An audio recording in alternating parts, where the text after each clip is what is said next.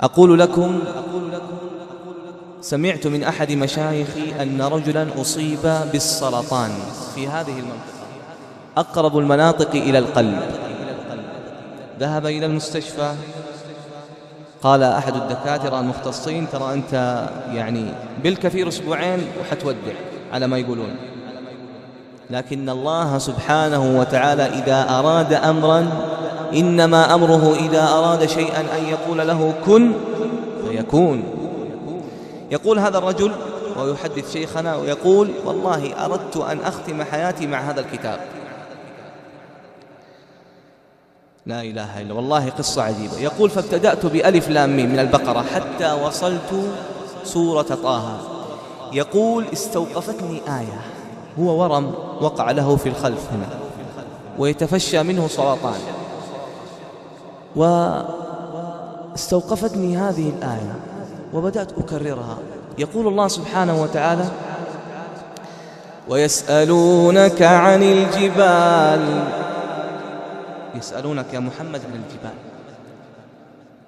ماذا أجابهم؟ قال له الله: قل لهم فقل ينسفها ربي نسفا. إذا أراد الله أمرا كن فيكون، فيذرها قاعا صفصفا لا ترى فيها عوجا ولا أمتا.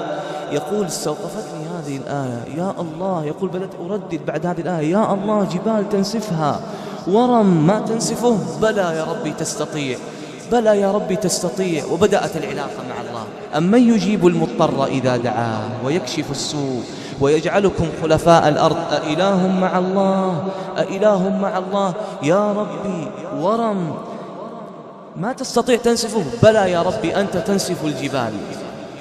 يقول: هكذا والله رددت هذه الآية وقرأت وما قرأت، قرأت ما قرأت. ثم أتى موعد الزيارة الأخيرة للمستشفى لعمل التحاليل الأخيرة، ويدخل المستشفى ويكشف، فيقول له الدكتور: أسألك بالله أين ذهبت؟ أين الورم؟ فقال له هذا المريض: نسفه ربي نسفا. لا إله إلا الله.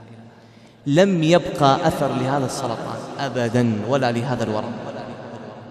ويسألونك عن الجبال، لا إله إلا الله، فقل ينسفها ربي نسفا فيذرها قاعا صفصفا لا ترى فيها عوجا ولا أمتا. أختم: الذي يجلس مع القرآن ويضع له ورد مع القرآن ويرتبط بهذا الكتاب، القرآن ما يضيعه.